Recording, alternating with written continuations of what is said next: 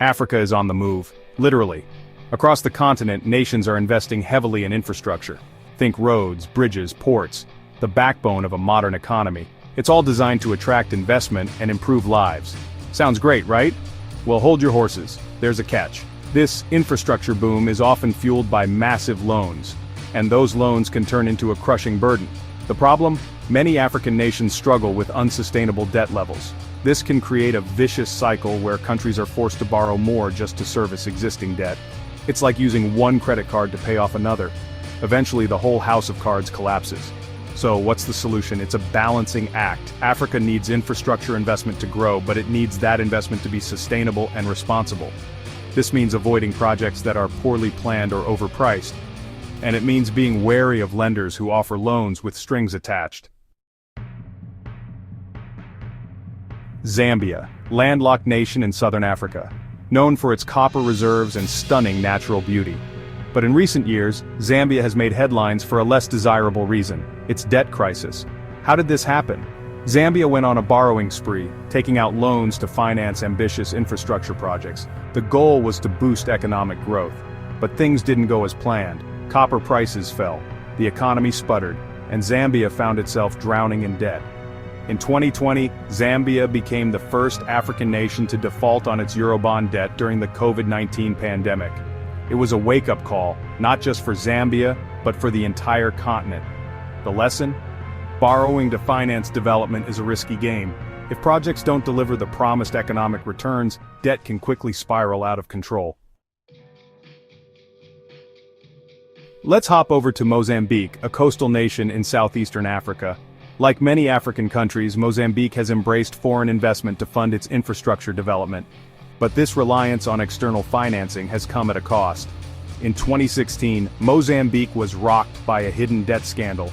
The government had secretly guaranteed loans for state-owned companies, pushing the country's debt levels to unsustainable heights. This hidden debt crisis plunged Mozambique into an economic tailspin. The currency plummeted, inflation soared, and the government was forced to seek a bailout from the International Monetary Fund, IMF. Mozambique's experience highlights the dangers of opaque lending practices and the importance of transparency and accountability in managing public finances. Section 4. Restructuring Challenges, Navigating Complex Debt Negotiations in Chad and Ethiopia.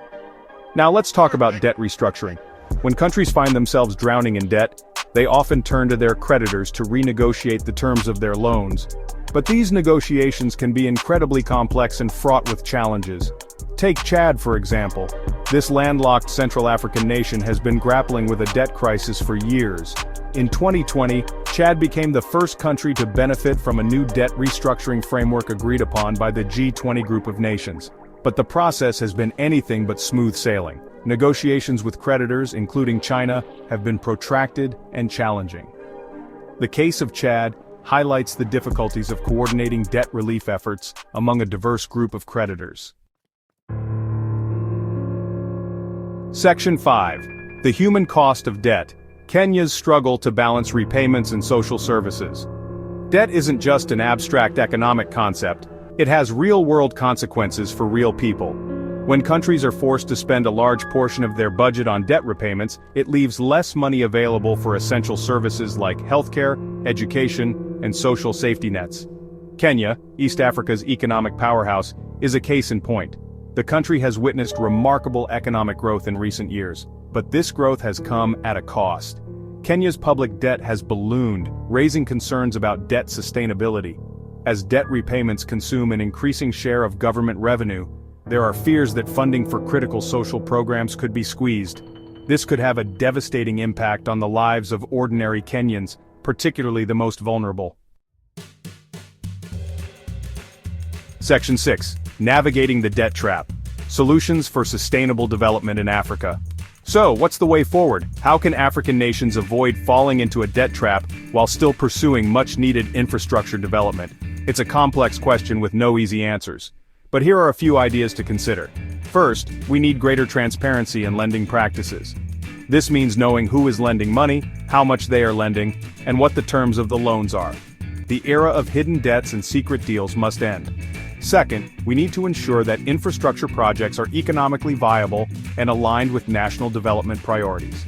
This means conducting rigorous feasibility studies, considering environmental and social impacts, and ensuring that projects benefit local communities. Third, we need to strengthen debt management capacity in African countries.